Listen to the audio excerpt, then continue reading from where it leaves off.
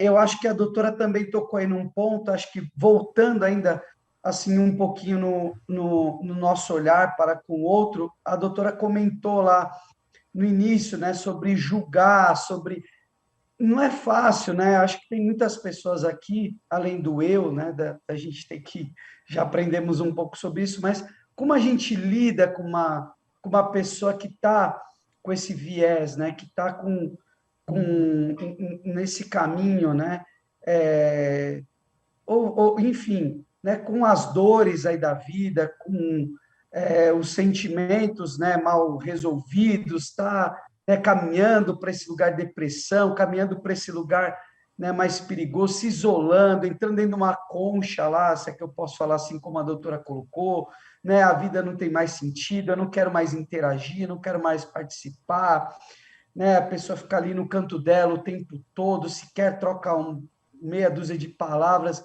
Como é que a gente pode, né, fazer algo? Porque o primeiro passo, no meu ponto de vista, para que a gente possa fazer alguma coisa por alguém é a pessoa reconhecer que ela precisa, né?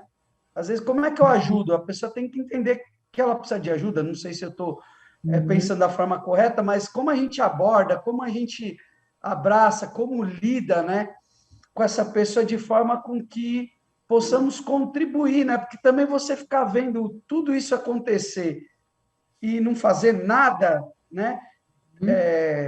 Aí é complicado, porque depois gera até se chega a pessoa de vias de fato, você vai se culpar, né? Poxa, eu poderia ter feito alguma coisa, a pessoa estava do meu lado, eu estava percebendo que algo estava estranho, que algo não estava, né, indo bem e eu não fiz nada, né? Então, como fazer alguma coisa, né? Vamos pensar que existe dois grandes momentos aí, né? Um momento mais macro, aonde a gente precisa estabelecer um tripé importante, que é a conscientização, o conhecimento e o diálogo, né?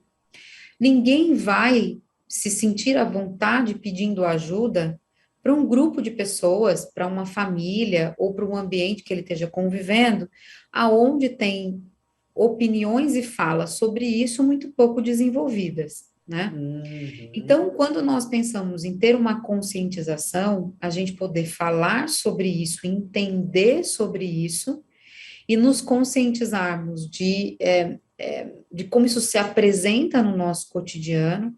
Então, assistir palestras, assistir vídeos, participar de rodas de conversa de desenvolvimento, né? Isso faz com que nós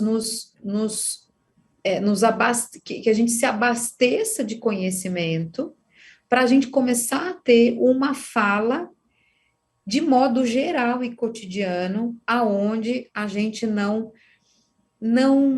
deixe esse outro quando ele precisar com qualquer receio de falar com a gente sobre esse assunto, né? Vou dar um exemplo. Você lê lá uma notícia de um ator, um cantor que cometeu um suicídio. Nós estamos aqui num ambiente e aí fala assim, gente, mas você acha que precisava de um negócio desse? Para que fazer isso? Tinha tudo na vida. Essas pessoas que Acabou, estão né? ali, se um dia Acabou elas, se a elas confiança. precisarem, ou se elas estiverem, ou um dia precisarem, elas nunca vão te procurar. Então, primeiro passo é ter conhecimento sobre o assunto. Segundo, né, é você ter conhecimento, você ter conscientização e ter conhecimento, né? Então, você tem que entender o que é e desenvolver, vencer os seus próprios tabus, né? Desenvolver uma forma de entender a questão da saúde mental comprometida, sem fazer um julgamento como lá, né, os nossos antepassados faziam, né? E promover o diálogo. A partir do momento que eu me arrisco em falar sobre isso, eu também autorizo o outro a também falar comigo. Então, falar sobre isso representa nossas ideias, representa nossas concepções, nossas habilidades, né, para poder discutir sobre aquele assunto, e fatalmente, se alguém ali tiver nesse momento, vai ter uma transferência positiva com você e ela vai acabar se sentindo à vontade para conversar com você sobre algum problema, né, que ela esteja. Além disso, né, então, algumas coisas importantes, né, nunca a gente usar a palavra suicida, né, ainda é muito, fulano é um suicida, o ciclano é um suicida porque já teve uma tentativa, teve outra, né, então a gente nunca referir a uma pessoa com esse nome, né. Nunca reforce uma opinião sem ela ter uma veracidade, uma relevância, né? A questão do suicídio, ela não pode estar atravessada pela questão do senso comum mais, né?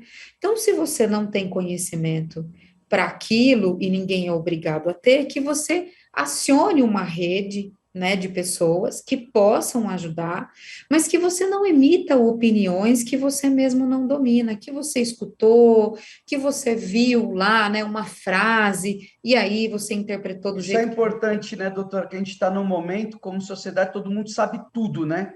Superficialmente. Todo mundo tem uma opinião formada sobre algo, todos nós temos, né? E às vezes a gente acaba entrando em lugares que a gente não deve. E, ao invés de ajudar, acabamos atrapalhando, né?